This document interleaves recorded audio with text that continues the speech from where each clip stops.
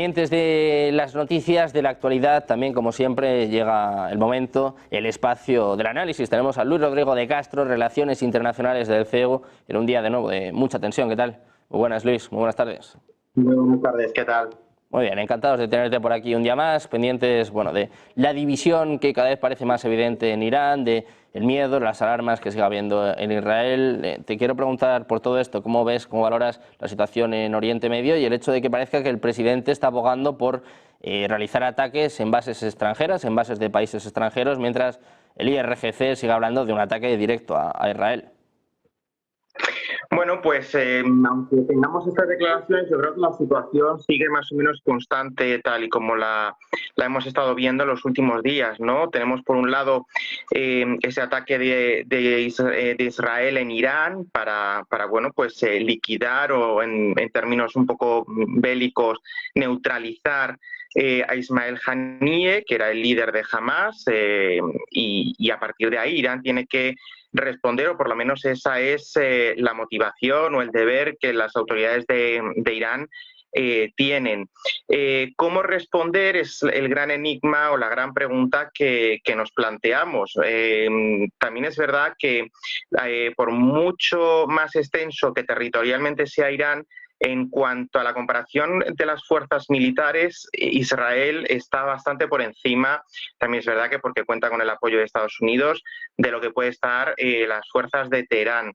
Esta respuesta que estamos esperando, porque yo creo que se va a dar, es la que nos tiene un poco en vilo y estamos un poco a la espera de ver cómo se materializa. No, yo lo decía ayer también en esta misma cadena, yo no creo que vaya a producirse un ataque a gran escala contra el territorio de Israel.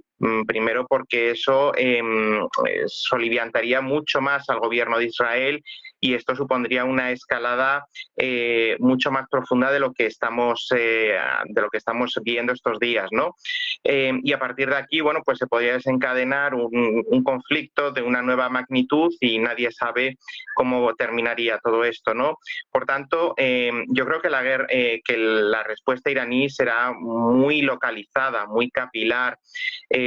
Será porque tiene que ser precisamente para vengar un poco esa irrupción de las fuerzas israelíes en el territorio iraní, el asesinato de Haniyeh, pero será algo simbólico, algo que incluso el gobierno de Israel podría dejar sin respuesta, por lo menos en el corto plazo. De ahí que se estén barajando diferentes posibilidades, pues también se hablaba, por ejemplo, de un ataque a la oficina del primer ministro, cuanto más simbólico que eso, ¿no? Que al final pues es donde está la sede del Poder Ejecutivo de Israel, alguna otra institución como la Knesset, el Parlamento del Estado de Israel. Bueno, eso habrá que ir viéndolo y habrá que bueno, pues estar un poco a la expectativa de cuál es el objetivo final que Teherán decide atacar como respuesta a este primer ataque que acabó, como digo, con el líder de Hamas en territorio iraní, pero bueno, más allá de eso, elucubrar qué posibles objetivos pueden ser atacables por parte de Irán es algo que bueno, pues que nos puede incluso llegar o llevar un poco a cierta frustración, porque siempre la realidad supera la ficción y en este caso pues Irán puede tener un elenco, un abanico de posibles objetivos que puede ser que incluso no se nos estén pasando ni siquiera por la mente. Precisamente elucubrando un poco, ¿no?, sobre lo que puede suceder en este conflicto, lo que puede suceder con el ataque de Irán. Otra de las preguntas es el cuándo puede suceder, Luis. Hemos tenido pistas en los últimos días con advertencias por parte de Egipto. Hoy Rusia ha emitido una alerta aérea, habla de que a partir de las 12 de la noche de hoy sus aviones no pueden pasar por cielo israelí, al menos hasta el próximo 16 de agosto. ¿Cómo valoras estas advertencias, estas alertas y cuántas pistas nos pueden dar de lo que suceda en Oriente Medio? Pues yo utilizaría ese término, pista, no el término certeza, pero sí un indicio.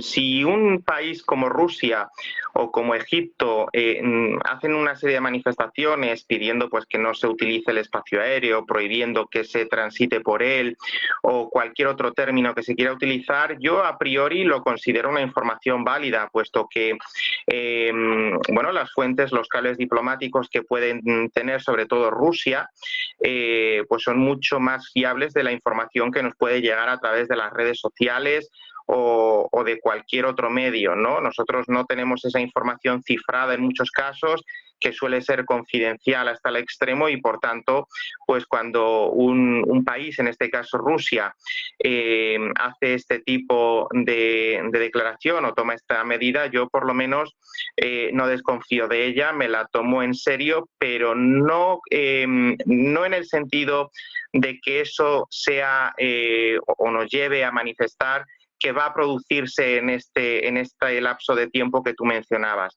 sino que podría producirse. Estamos hablando de un futurible, estamos hablando de que la diplomacia rusa, igual que la diplomacia o las fuerzas egipcias, tenían indicios de que podría producirse.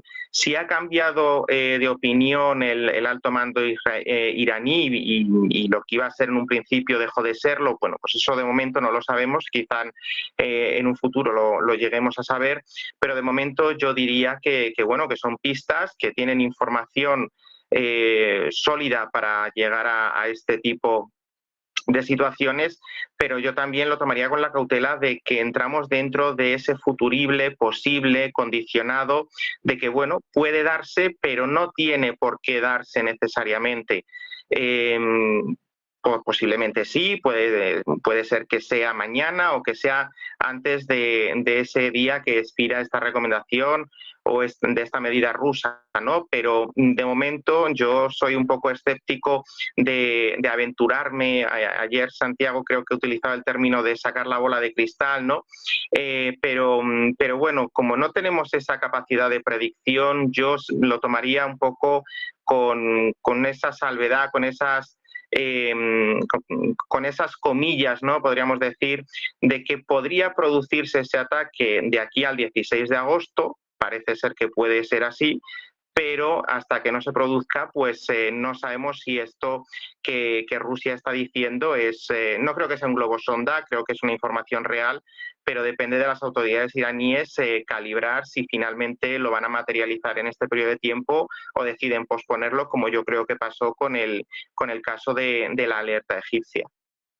Bueno, pues pendientes del ataque por parte de Irán, también hay que mirar al otro bando. En este caso, Luis, pendientes de Israel, hay varias fuentes que afirman, bueno, pues que Israel le habría dicho al Pentágono que están también barajando la opción de un ataque preventivo tanto contra Irán como contra Hezbollah. Ayer precisamente dialogábamos sobre esta cuestión. Luis, ¿cómo ves, cómo valorarías un ataque por parte de Israel en el caso de que sepa con certeza que va a recibir un ataque tanto por parte de Irán como de Hezbollah? Pues esto sobre todo a mí me lleva un poco a plantear la pregunta de la opinión pública, ¿no?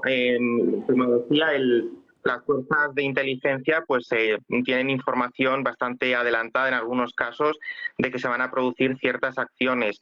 Los servicios secretos israelíes, el Mossad, son una fuerza de élite y tienen conexiones, están implementadas en los lugares más inverosímiles, ¿no? Y además están muy conectados y en algunos aspectos con el Pentágono, lo cual les hace todavía mucho más fiables. La opción o la posibilidad de este escenario de un ataque preventivo, bueno, pues obviamente estaría entre comillas justificado desde el punto de vista israelí para precisamente evitar un daño mayor. Lo que volvemos es a lo de siempre y es a ese papel o a esa dimensión bélica que siempre se achaca al Estado de Israel, de atacar por atacar, ¿no? Yo creo que muchas veces esta posición de ataques preventivos, porque obviamente pues si se va a evitar un ataque mayor, podemos incluso comprar esta posibilidad, ¿no? Pero yo creo que ahora mismo, tal y como están las cosas, salvo que sea un atentado a gran escala por parte de Hezbollah, que no parece tener los medios, Irán ya digo que no creo que esté tampoco por esa labor, creo que a lo mejor es un poco aventurarse a lo desconocido por parte de Israel. No en el sentido de no saber qué pasará, sino obviamente tendrán las fuentes fiables en caso de tomar la medida de lo que puede pasar. El gobierno de Netanyahu habrá ponderado los pros y los contras y lo llevará a cabo, ¿no? Pero tal y como está actualmente la situación, yo creo que ese ataque, por muy preventivo que lo queramos ver, puede contribuir a inflamar todavía más el ambiente en la región y bueno, pues a incrementar precisamente esa escalada que tanto miedo nos da en algún sentido, porque podemos vernos abocados a un escenario bélico también ahora en Oriente Medio y precisamente esto es lo que deberíamos evitar. Bueno, pues pendientes de escenarios bélicos, Luis, antes de terminar vamos a cambiar de foco, vamos a pasar de Oriente Medio a Ucrania, estas incursiones en Kursk, de las que también dialogábamos en el día de ayer, ataques también por parte de Rusia, se habla ya de que ha lanzado una bomba FAB-3000. ¿Cómo valoras la situación en Ucrania? Zelensky diciendo pues que están haciendo sentir a Rusia lo que es una guerra, ¿no? Como diciendo que Ucrania también tiene capacidad para golpear o en este caso para entrar en territorio ruso.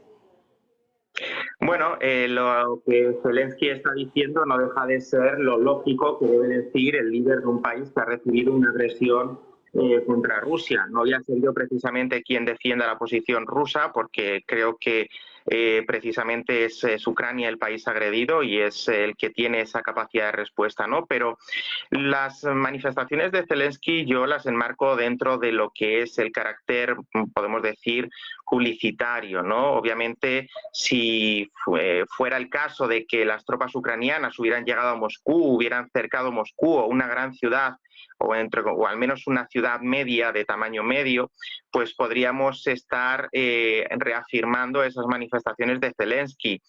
Estamos hablando de Kursk, de una penetración en el territorio ruso muy minúscula, con lo cual yo creo que las palabras de Zelensky son bastante grandilocuentes y están un poco alejadas de lo que es la realidad.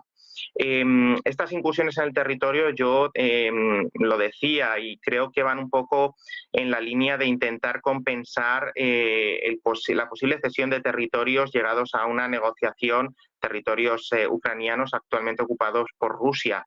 Pero yo lo dejaría, estas manifestaciones de Zelensky, hombre, que Zelensky diga que están haciendo sentir a Rusia lo que es la guerra, bueno, pues sí, en cierto sentido sí, pero lo llevan haciendo desde que comenzó. La resistencia del pueblo ucraniano es digna de elogio, ni siquiera yo creo que ni el más avispado podía pensar que esta guerra iba a durar lo que está durando. Parecía que iba a durar como mucho un mes, dos a lo sumo, pero la bravura del pueblo ucraniano, eso sí que hay que reconocerlo, resistiendo los envites de las fuerzas rusas, defendiendo con uñas y dientes, con el apoyo de Occidente, pero con uñas y dientes cada centímetro de su territorio. Bueno, pues eso está ahí y eso se reconocerá y quedará para los anales de la historia. Pero de ahí a decir que esa pequeña incursión del ejército ucraniano pues supone lo que supone, que ha dicho Zelensky, pues yo creo que es aventurarse demasiado, lanzar demasiado las campanas al vuelo, que digo, insisto, no deja de ser normal, no deja de ser lo que un líder de un país atacado como Ucrania debe decir, precisamente para también insuflar moral a la tropa y bueno, pues vender que las capacidades de Ucrania siguen siendo las de resistir y la intención es la de no dar, por lo menos, hasta que pasen las elecciones de Estados Unidos, luego ya veremos qué pasa, de no dar el brazo a torcer. Bueno, pues pendientes del conflicto en Ucrania, de estas incursiones en Kursk, de la tensión también desde luego en Oriente Medio. Muchísimas gracias, Luis, como siempre, por estar con nosotros. Un placer. Un buen día. De nada, un abrazo, buena tarde. Muchas gracias, Luis.